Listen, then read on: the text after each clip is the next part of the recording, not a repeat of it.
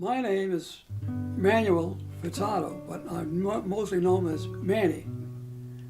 I was born in Warwick in 1926. Naturally, I went to the Norwood Grammar School. The whole neighborhood we were all friends. I don't think we had an enemy down there. Everybody that lived there were pretty friendly. We always had to walk, naturally.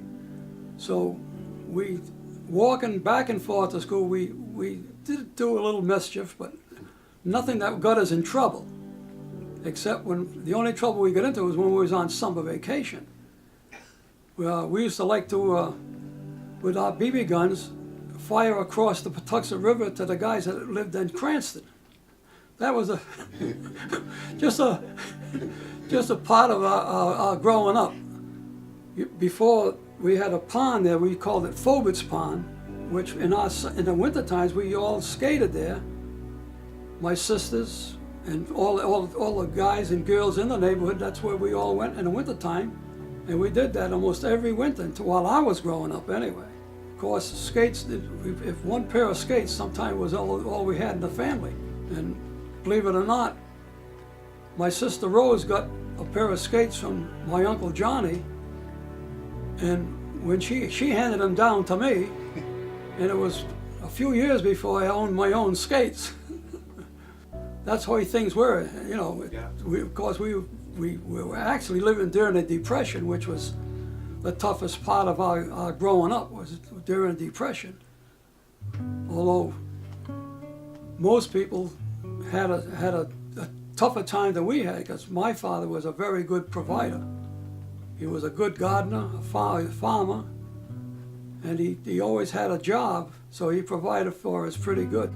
Well, our whole backyard was a grape arbor, and he made at least 200 gallons of wine. And he made his own beer, and Grandma made the root beer. And how about the Prohibition? I heard that. Well, Prohibition, yeah. Well, he made his own stuff, and he had an awful lot of friends. And I always used to say, gee, Papa's got a lot of friends. They're always down in the cellar. Little did I know that's where they were having their beer and a little bit of moonshine, you know. The flat where we lived, we always had a delivery of bread, milk, fish, and these guys, these bakers, fishermen, they were all bookies. And Grandma loved to gamble. She used to like to play them numbers, and she played with every one of them. Well, there was only nickel and dimes, you know. Maybe she'd spend a quarter.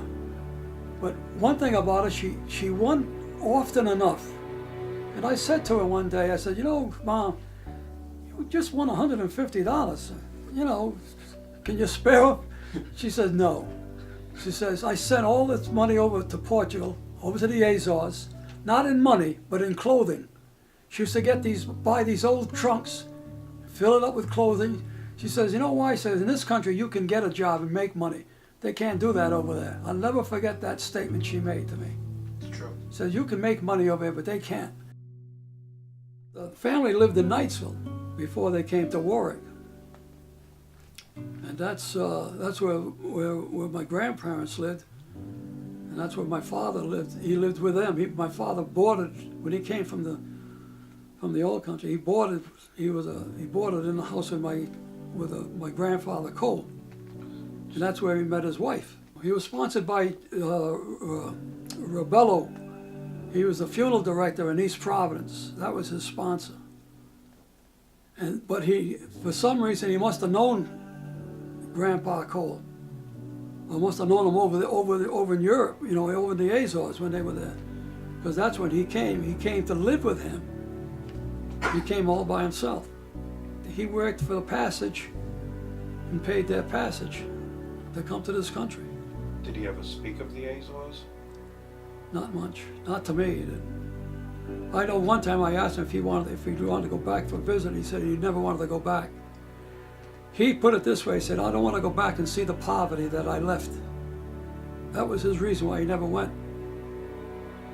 And I think even in later life, he had the resources to go, you know, but he told me, he said, I don't want to go and see the poverty. So it must have been pretty bad when he was there. That's why they left him. That's why most people left Europe, because things were bad, you know. They always figured I got to find a better life here in this country. Well, of course, I had a dance with them too, because they used to go out dancing, and they made me get up and dance. And we dance in the house, you know. But my sister Rose, she took more interest in what I wore as I was growing up.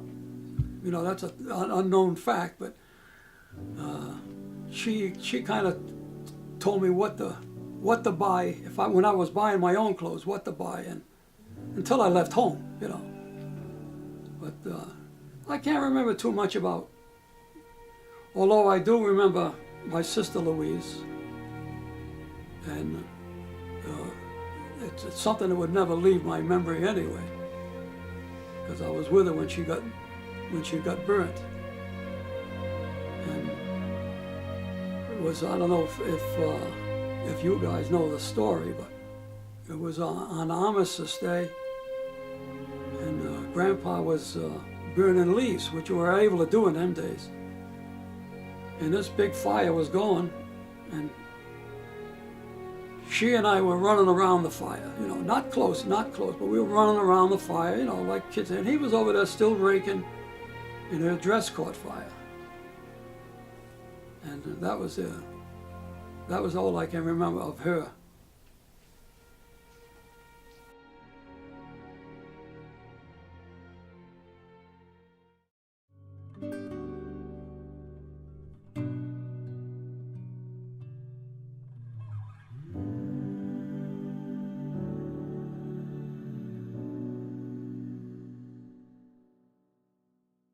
You know, and Hillsgrove's a roller skating rink.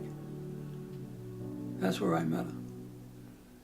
And she had moved to Rhode Island? Because if you Well, she was from New Jersey. She was born and schooled in Elizabeth, New Jersey. She went to Mount Pleasant High School. Her senior year, she graduated when she was 15. So she couldn't even go out and get a job because she was only 15. But the day the war ended, they went right back to New Jersey. But she didn't go because we had gotten married. I think I was one of the luckiest guys in the world to meet someone like her. I never had one bit of trouble. Never did anything that she gave me hell for or whatever. And we got along very good. And all the vacations we went on, and we golfed together. And every time she said, I want to go see my mother, she lived in New Jersey, I took her home. Or when she lived upstate New York, I used to love to go upstate New York because my father-in-law belonged to a private golf course, and I used to play golf with him every time I went up there.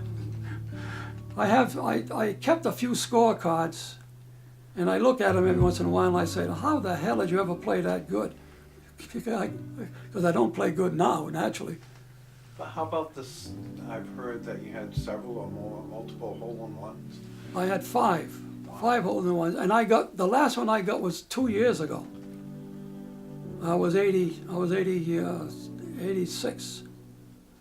I was the oldest guy in my club to get a hole-in-one. Nobody. What was your reaction? It was just another hole-in-one. Really, because the first 4 hole-in-ones that I got, I was always played in a foursome. There was always 3 other guys that witnessed it.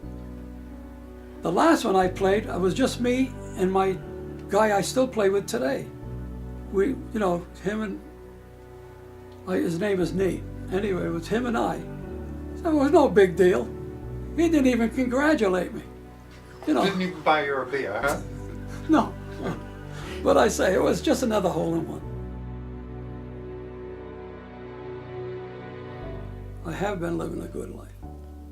Still close enough to my family that we enjoy each other's company. One thing that I'm fortunate to have the family that I've got.